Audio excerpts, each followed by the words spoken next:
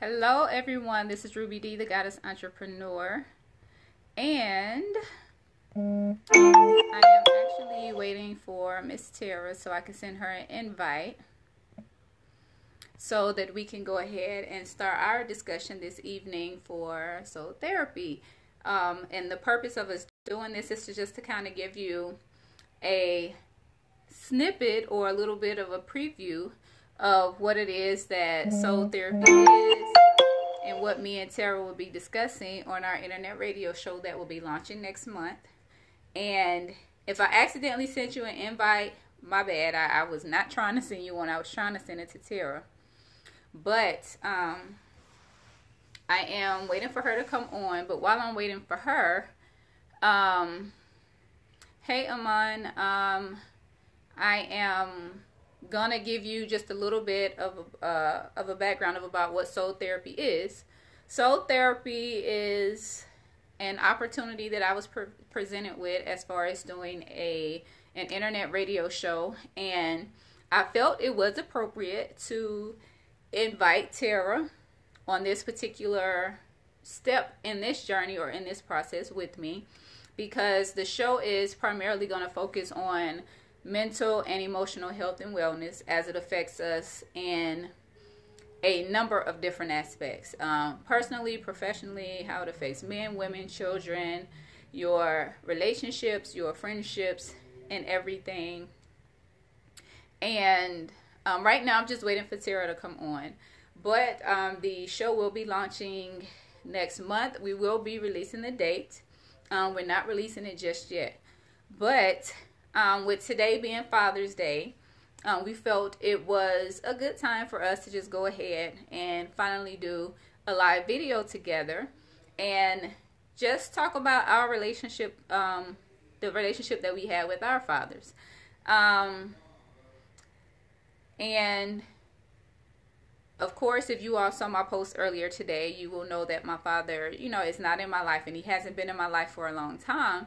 And I just wanted to share my story with you all because, unfortunately, in a lot of cases, people like to think that simply because our fathers are not there or our fathers are not around, that causes us to have daddy issues. Well, us women, that causes us to have daddy issues, and that's not always the case. And I found that over the years, there she is. Let me send my boo boo the invite.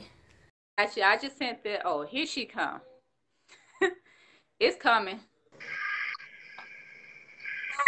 Girl, I'm like, Girl. what the hell? I didn't get no invite, nothing. Girl, I don't. Facebook has made some improvement, but they still got some improvements they can make, Yeah, I don't know what. especially with that delayed Yeah, invite and where's response. at? Yeah, I still didn't get it. Something just said click and try to find where she's at. I don't have anything. I just showed up on the scene like, hello.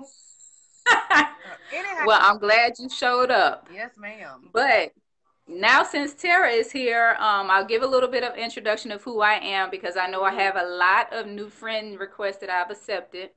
But I am Ruby D, the Goddess Entrepreneur, an author, a speaker, a self-love advocate, an, a holistic healer, blogger, vlogger. I have a list of things that I do. And you know what? I'm just going to leave it there and let Tara go ahead and introduce herself for those of you who are not familiar with her or have never met her. Hello, hello, hello, Facebook. I'm trying to share this to my page so that everybody can see it. I am public speaker, public author, childhood advocate for those who have experienced trauma such as molestation, rape, incest. I am an addiction and recovery expert. I also do a little bit of personal development. My name just happens to be Tara Jackson. Thank y'all for joining us this evening. Let's sum Yes, it up, baby, because we can listen. We got a list of exactly. things we can. So, as I was saying a little bit earlier while we were waiting for Tara, I wanted to take this time so you all can get to know us better, get to know us a little bit better, and also get a taste of what soul therapy will be like. once we actually go live next month. But with today's topic, of course, with today being Father's Day, um, I know I've never actually shared any information as far as the type of relationship that I had with my dad. And I don't think Tara has actually done it either. Not a lot. Even though we both have shared quite a bit of, information about our lives, I think that's one piece that we really haven't even touched on. Right. So today we are going to get into that. Like I was just saying a little bit, as far as me personally, I basically had a very short-lived relationship with my father. Um, he was there, I say maybe the first, maybe 3, 4 years of my life, and then um, after that we moved up north to Michigan, and we were there, I'd say maybe until late 80s, early 90s, and then we moved back here. Well, back down to the south, down south being Mississippi and Alabama, that area. But once we got back here, I did see him a few times, but within those few times of seeing him, I realized that he was just a donor. Pretty much. And I didn't feel bad about that. And the reason that I didn't feel bad is because even at that age, I realized that it was probably better for him just to, do his thing and then of course be with my mom. Um and I was completely okay with that, you know. And I made a post earlier, and the last time that I saw my dad was 13. And even on that particular visit, I was just like, yeah, this is not gonna work out. Mhm.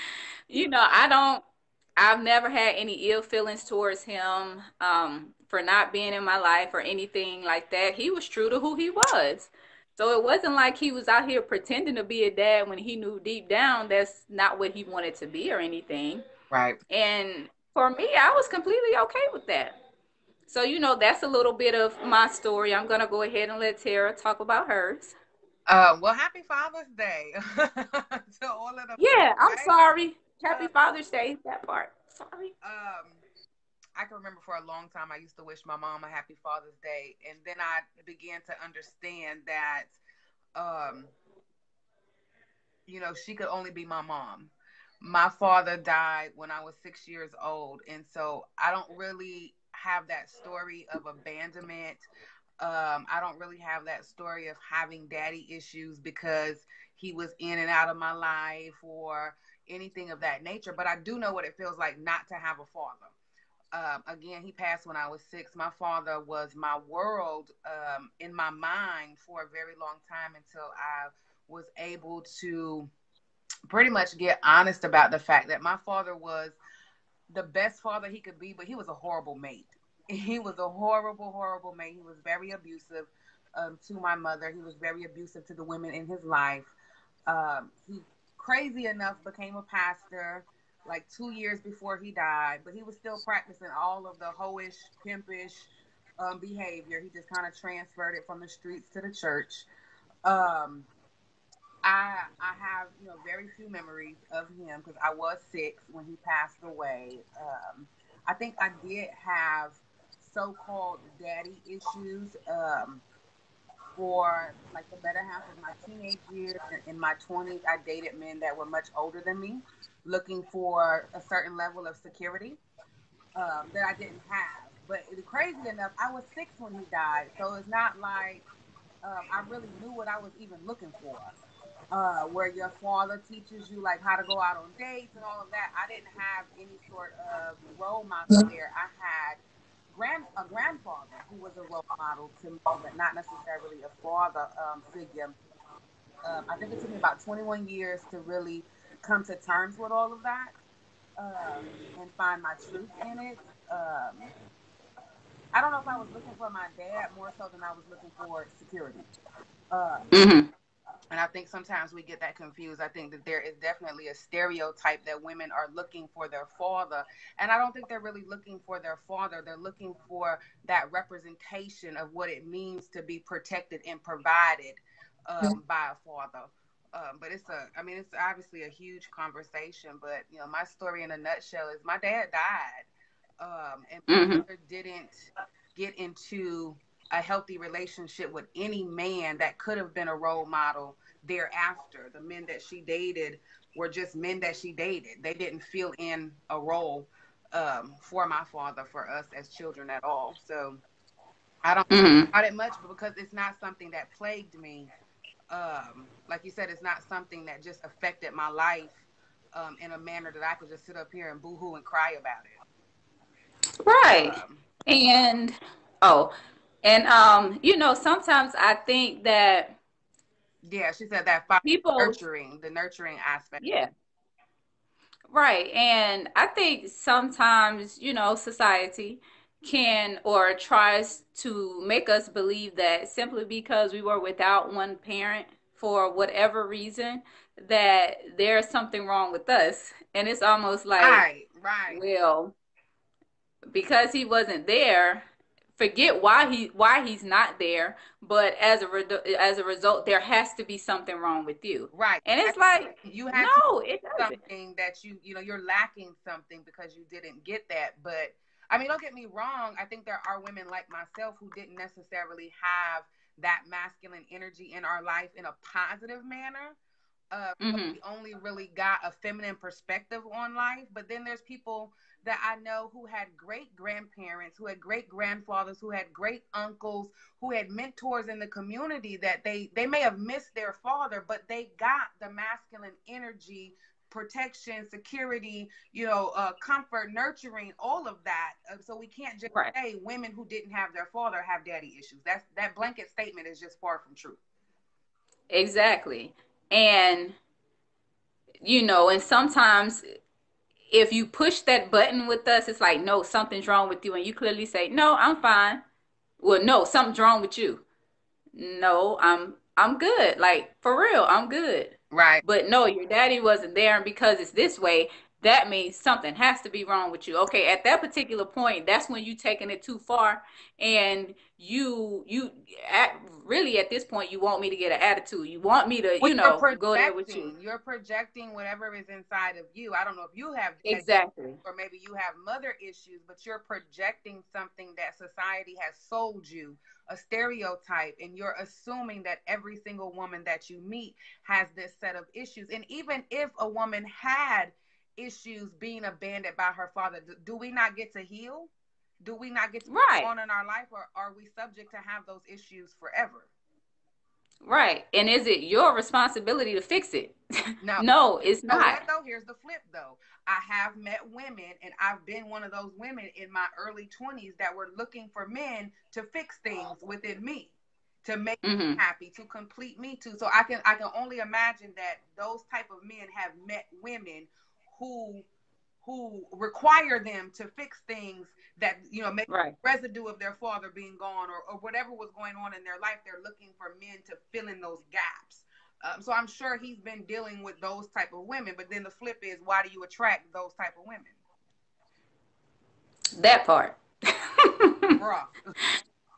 Exactly. And then like it was a post that I made a few days ago, and actually somebody inboxed me, and she was just like, thank you for posting your point of view or your experience, because I know, of course, I'm not a mother, so of course I don't have a baby father, so I haven't dealt with that part of it. Right. But from what I gathered, or from what I'm willing to share, from what she shared with me, basically, she had been struggling with herself whether or not to continue to, and I don't want to word it the wrong way as if she's trying to have a relationship with the father. What she was trying to do is figure out whether or not she wanted to put her daughter in a situation, because she knew that the father was toxic, and she didn't want to come off as being, the type of person where she was keeping her daughter from her father or anything like that. She didn't want to be the bad mother, Right. or the mother that was still trying to have a relationship. That's not what it was. But she was just like, she was worried that if for any reason, she didn't have that relationship with her father, she didn't want it, she didn't want her daughter to have daddy issues or something like that to happen. And she was just saying that because I've been following you for a while and you sharing that particular story, I understand that there is a place for little girls that don't have their father to turn out to be great women, to be phenomenal women, to be, Right. women that are inspiring to others. And that, it's not bad for the father not to be there, especially if they're toxic. I was gonna say we have to be honest, and it's twofold. Right. Like, I didn't know my mother's side of the family, and I met one of my uncles and aunts when I was 35, and that was the first time I understood that actually not having them, the God of my understanding was really protecting me by not having those people in my. I didn't miss anything, but we think we missed something for not having recognized that we're truly being protected by not having those people in our lives. And with my 17-year-old, I pushed because I didn't want to be that bad mom. I pushed and I tried to force and I tried to finagle this person into being a father. And it did more damage to my child than it did good. And firsthand knowledge, you have to allow, you got to allow a person to be who they are.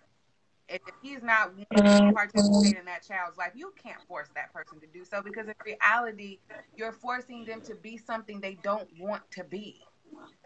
And that energy transfers over into your child. So, I mean, we're going to be deemed bad moms regardless.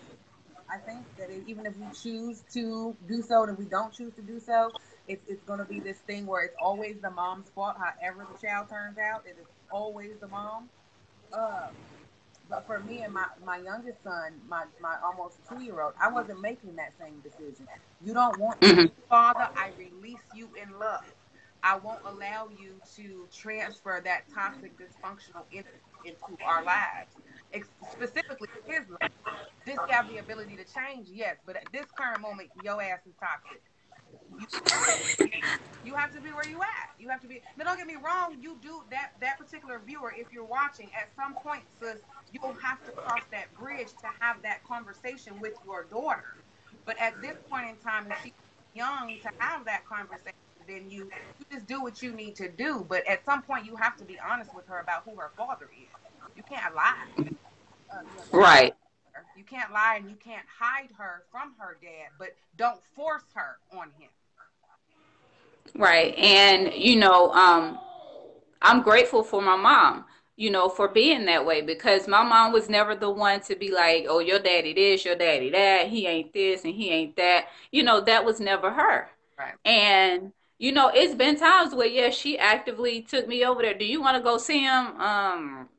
No, not really, but yeah, right. Just to, see. And clearly on this particular occasion, when we went to go see him, I asked him for some money. I think he gave me like $50, but he spent more time trying to, rap to my mama instead of, talking to me. And it's just like, right.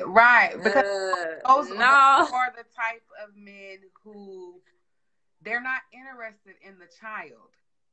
And no. If the relationship is working with the mother, then they will kind of sort of play daddy.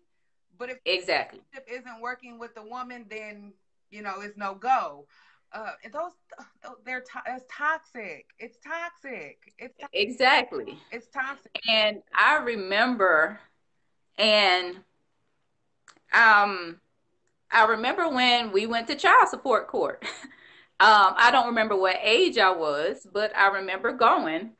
And of course, we were in the courtroom and there was a bunch of people in the courtroom. But with being in there, of course, the judge was talking to my mom and talking to him. And the judge was like, do you feel like the child isn't yours or it doesn't belong to you? And he was just like, no, that's not my child. And then, the judge kind of looked at me, looked at my mom, and then looked at him. And the judge was just like, that if you have to take this you know, if you take this DNA test and the child is yours, you have to pay for it. And he was like, yeah. And it was like the judge was implying that child clearly looks like you. Right. I ain't get this bottom lip from nobody else but you, daddy. Right. Right. And it's just like, you know, even then I didn't feel some type of way because, you know, I was so young, but it was just having those memories of like, this man not even trying to claim me. And by the time I came around or I'm at this age, you got like 8, 10 kids already. So I know clearly, yeah, you a rolling stone and you toxic. And, you know, just in case, you know, when I get to the point where I'm making my big money, I don't need you coming back for me Right.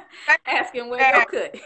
You think based on the foundation that your mom gave you, to know your worth, to value your worth, value who you were able to make a decision early on that this, because I really don't know anyone in my life who at that age could clearly say, my father is toxic and I just don't want.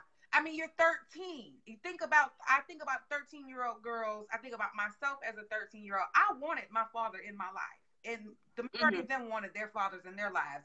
It wasn't a clear distinction between a great father and a toxic father. It was just Right. You know, the community by that time, you know, drugs had wiped out our communities, and so if you saw your daddy, you know, and he had a bag of 25% potato chips and a juice, you was happy as hell to see him. You see what I'm saying? And you clearly like, nah, I'm good. I'm not gonna be able to do it. You know, now that you asked that question, and I've even asked myself, like, how did I just, how was I able to decipher or discern that clearly he just was not really, you know, somebody that needed to be around? Right. And, you know, I actually can't answer it.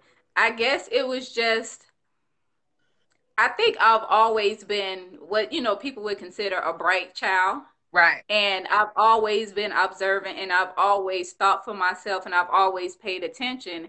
And it's just like me paying attention and just using, you know, putting whatever, you know, together that I had to put together, whether it was just like, no, you already got a bunch of kids. You ain't even really stable yourself as an adult. And it's just like, I guess that's just where I, you know, it just happened for me that way. And it was just like, it's best that, thank you, Golden, intuition. Your intuition was strong back then. Yes. And you recognize it. And clearly you had the ability to trust it to some certain extent. At 13, like, my spirit said, no, we not doing it. No. Like, thank you for the $50. You know, I'll buy me some school supplies and, you know, get to the rest of my mom because you know she took it. Right. Because I'm 13. I was back on the bill to pay all these damn bills and need something back in my pocket. Here go you a double, I mean a cheeseburger or something like that, and give me the rest of that because y'all don't want you losing it. So have you literally have had no contact with him from the age of 13 to 37? Do you know where he's at? The last time I heard, and he was still in Pritchard, Alabama. You know, the last time I heard. Pounds, baby. I went to Mississippi last month and rode past this store, and they was like, you know, that's your brother. You know, your daddy had. Girl, I'm like, no. But my daddy was a Rolling Stone too. Fortunately, I think because he died when we were young, that he was still clearly in all of the women's lives because we're all roughly around the same age. So we didn't necessarily know that he wasn't in our life like he should have been because he just kind of bounced from house to house.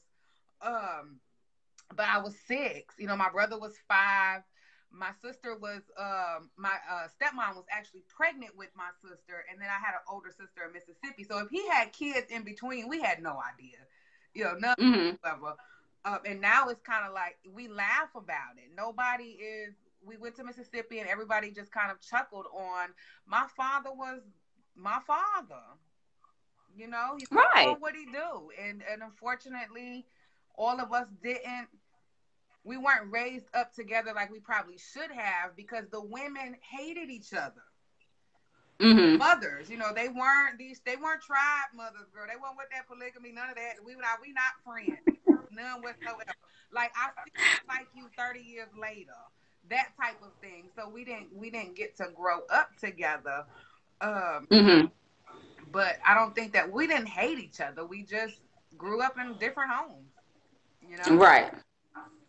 And, I think that's the thing sometimes. It's just like society wants to make us feel like, like I said, something should be wrong with us. And then other people start thinking that something should be wrong with us. I've even had issues where should be wrong with you because you hear this message that says something should be wrong with me because I didn't have, fill in the blank. But in this particular episode, right.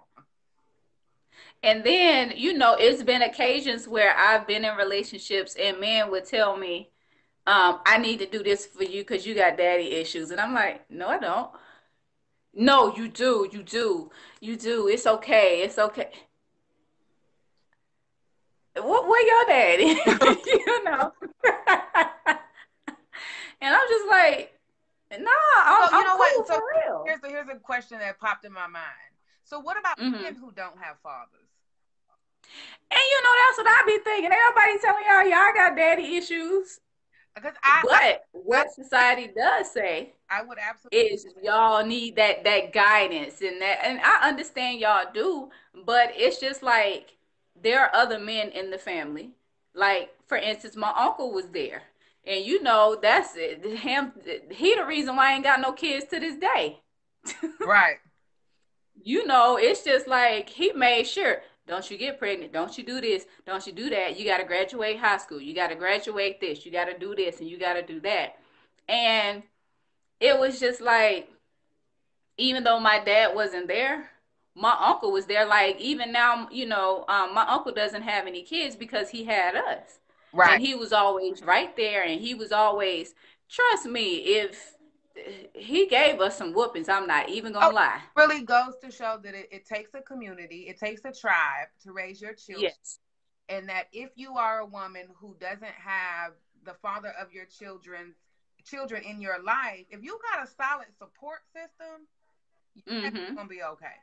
Your baby's gonna be good. If they get all of the love and affection and support and encouragement and empowerment that they need, if you teach them how to value themselves, you can say all day long that they're going to have issues because they don't have their father, but I think that you project that onto them.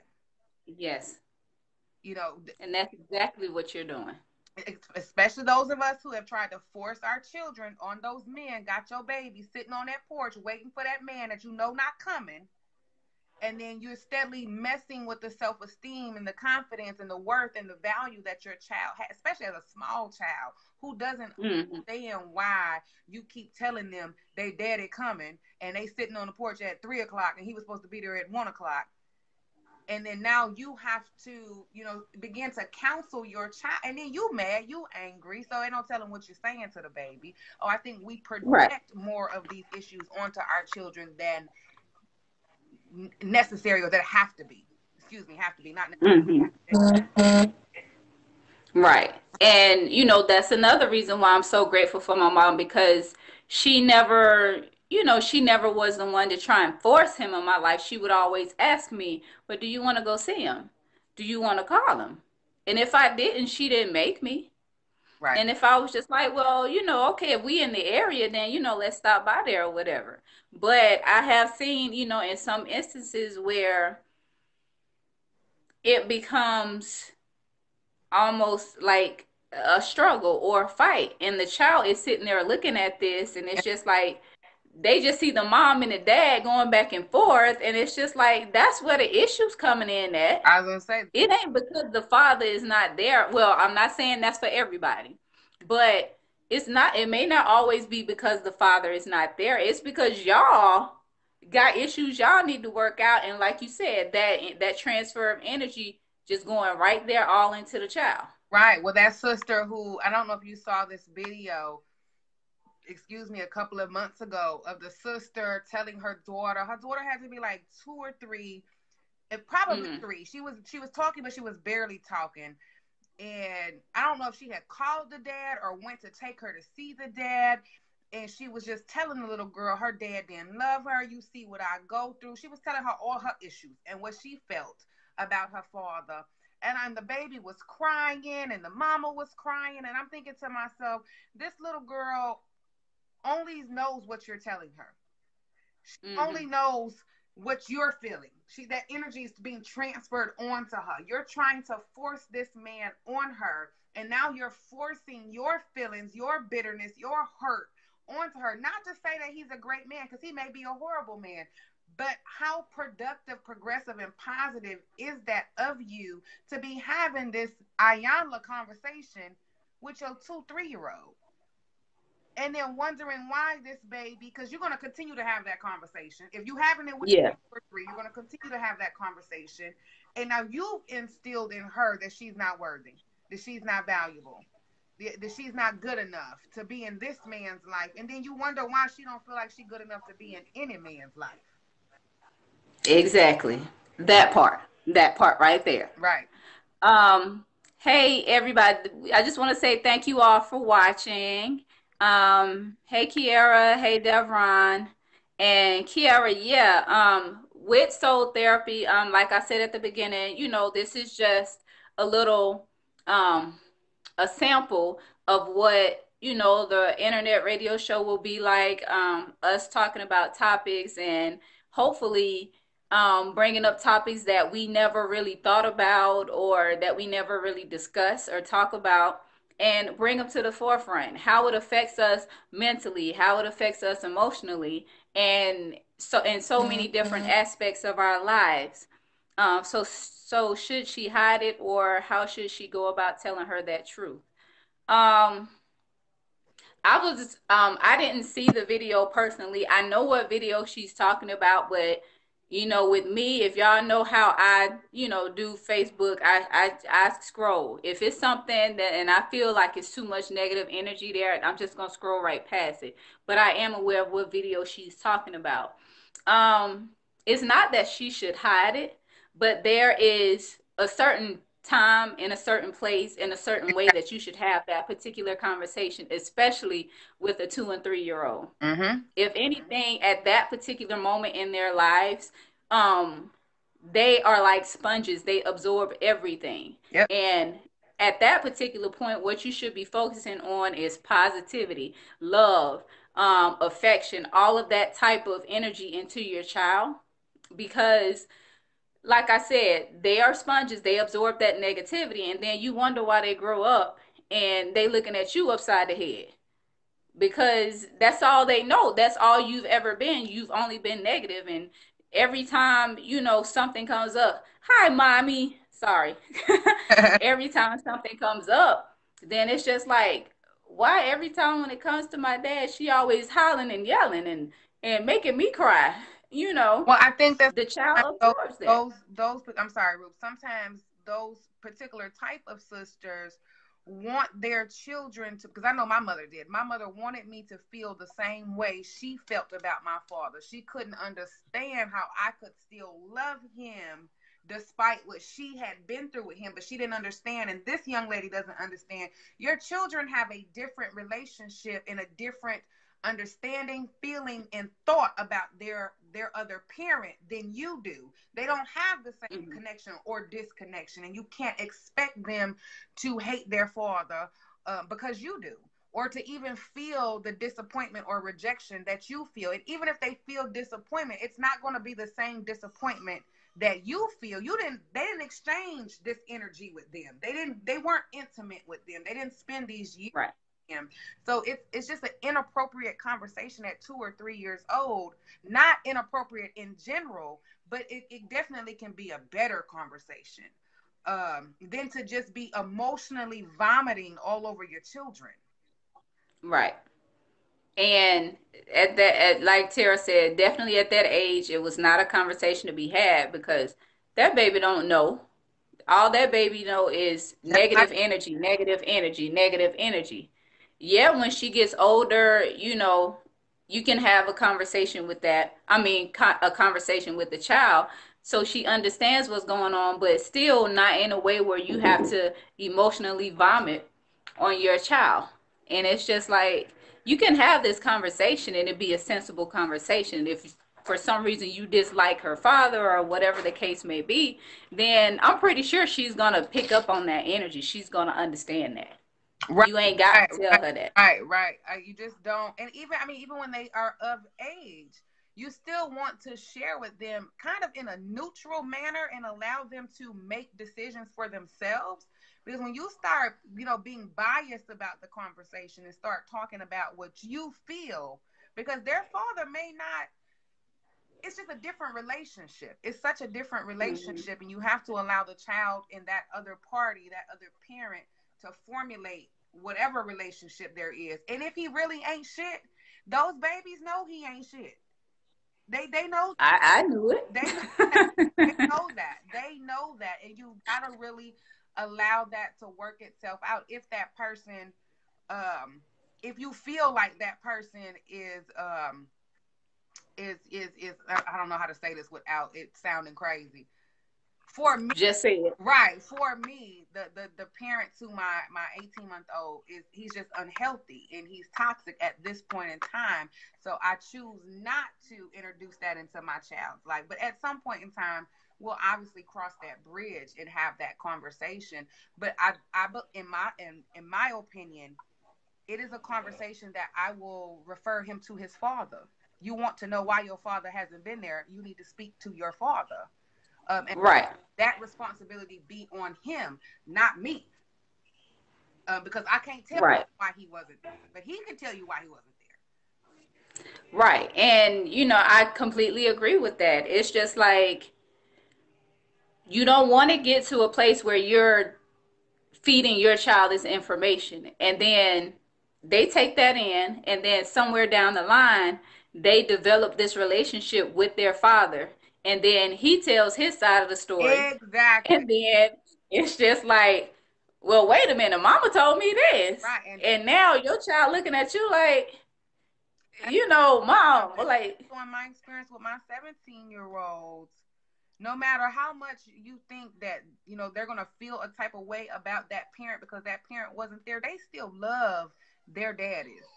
They still want their daddies in their life to some certain extent. Ruby is the exception to the rule, y'all. Um, and you don't want to be the person that has given them all of this toxic and negative information, because then what happens when they do connect to that parent, then they're going to start blaming you. You're the reason why they didn't get to have that parent in their life. I don't care how good of a mama you was, they're going to look at you, and they're going to feel like you're the reason why they weren't allowed to have this relationship with the other parent. It's gonna backfire, sis. If you're out there, it's gonna backfire. It's gonna backfire. It's gonna backfire. Not gonna work out in your favor. Them babies gonna hate you in the long run if you keep doing what you're doing as far as it relates to their daddy. don't do that, don't be that way. Look, we are just having this topic of conversation, so it'll provoke thought. Right. It'll provoke you to look at, what you doing and what you've been doing. We not out here to tell you you need to do this, dot, dot, and whatever. That's your life. You're gonna do what you want to do. You're gonna make your own decisions. But this is a conversation that needs to be had, because I don't need somebody telling me you got daddy issues because your daddy wasn't there. Hey man, he Right. wasn't there. Or I'm wrong cool. for keeping your children away from mentally, physically abusive people. We do this thing to women where we make them feel like they're obligated to allow the other party into their child's life no matter what. And sometimes there is deal breakers. If this man is physically abusive and beating on you in front of them children, I'm gonna need you to stop playing. He don't need to be around them babies. And you don't need to let society or anybody, your mama, daddy, sister, cousin, make you feel bad for protecting you and your children. I think we make these very blanket statements and say, it's got to be this way or no way. You got to have daddy Right. issues. There's no gray area here. Two parts, Mm-hmm. two sides to every story. Experiencing that with my hubby's mom and dad. His dad is actually a great guy. Look, Told you. You know, and sometimes it's them secrets, y'all, because my granny, 97 years old, and them secrets been coming out in the last 6 months, baby. Them secrets been coming out. Like, oh, For okay. real. I know why this, that, and the other happened. But you know, you things happen, and sometimes women lie. Sometimes we lie. We lie. You know, shit happened. We got pregnant. We ain't mean to. We ain't really know him. On our husband. You know, whatever the case may be, and it ends up being a crazy situation. And we trying to save face and ass at the same time, and we end up telling these stories that. Yeah, right. Y'all, let me just say it. That's why I love Tara. You know, me, Tara, I mean, yeah, me, Tara, and Allison. I call it, we like hot wings. I'm the mild. Uh, I mean, Allison is like the hot, and Tara is like the spicy. You got all these different flavors, but you gonna get that. You gonna get it. Gonna get it. But I think that we have to be honest because, like, so many women get thrown under the bus, but then so many men get thrown under the bus, and we have these other movements out there where the stories are being told so unfairly, and it's imbalanced, and it's, you know, it's either men's fault or it's women's fault, or women like men don't, and vice versa. And the reality is we all done had a hand in this being messed up.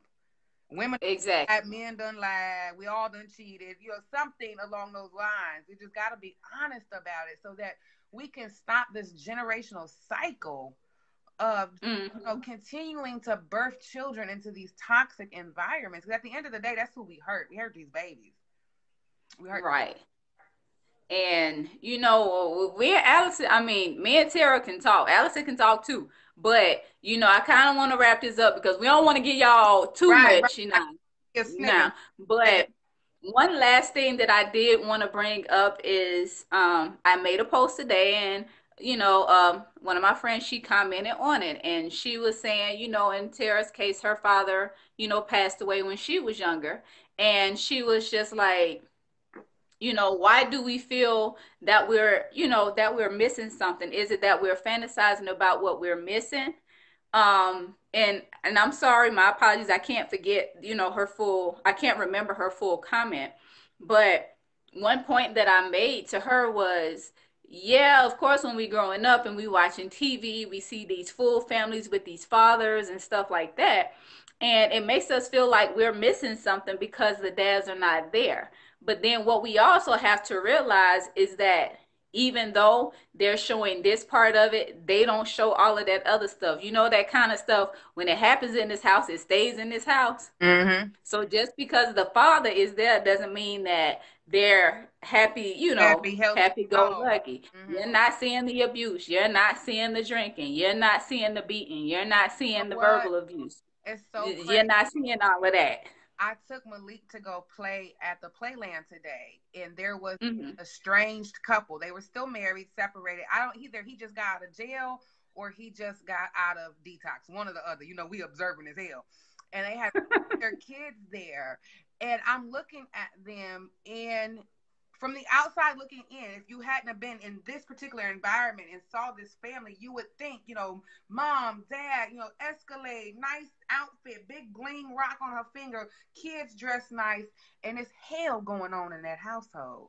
He's not in the household anymore. Something transpired. And so we keep looking at other people's lives and comparing them to our own, and we have no idea what's going on. Just because you see a 2-parent household don't mean it's healthy. Say that one more time. One more again. One more again. Just because you see a 2-parent household doesn't mean that it's healthy. And on that note, we're going to leave y'all right there. It's been a pleasure. You know, with this, we did not come on here to bash the fathers or anything like that. That's not what we do. We were sharing our stories and just sharing from our experiences. We understand that this does not apply to everybody's life. We understand that everybody has their experiences and everybody has their understandings, and that's completely fine. We have absolutely no problem with that. But we do enjoy being able to look at things from a different point of view and just kind of talking about it from a perspective that you may not have even thought about. Right. Right. Cause y'all better not tell me one more time I got daddy issues, cause I don't. But soul therapy, we will be launching next month. Internet radio. If you in any way have enjoyed our conversation and our talk, and you like what we are doing, please make sure you like the business page. I will be sharing the business page with you all. Like the business page. We do accept donations because we understand that this is so needed. We understand that we have to have a platform like this to have these conversations. When the opportunity was presented to me, of course, I thought about Allison and Tara, but I'm like, well, Allison in Texas, Tara, you right here. We're just gonna have to do what we gotta do. So exactly. So I'm just gonna leave it right there. I'm gonna let Tara go ahead and, put in her 2 cents about this platform and soul therapy and how she feels about this particular partnership. Oh wow. I'm definitely looking forward. Obviously we've known each other online for quite some time. So being able to come offline and just hang out and the retreat and soul therapy and just really be able to connect with our mutual audiences in a manner that's going to be much more effective. We will expand our reach. So I'm super excited about being able to do that, being able to give other people in our communities who are advocates, entrepreneurs, to be able to share that platform with them as well, whether that's in person, locally, or the the promotion. I'm super excited to have this shift in conversation because I know that you and I are able to see things outside of the box. So to bring light to conversations, to bring some gut level honesty to conversations and stop hiding behind these masks, these characters that we have created along the way. I'm excited for the platform. I'm excited to be able to get some information out to people that they may not be privy to. So thank you for sharing your platform. Like Ruby said, please go like the business page, share the business page. If you need promo, holler at us. Donations definitely accepted. Local Atlanta people, we definitely are looking for people to interview moving forward. So I'm just excited. July. I'm excited to get this kicked off and see where it goes. Yes, ma'am. And that makes two of us, all of us. And I told Allison, girl, you need to come on. You better fly in a weekend and do something. Right.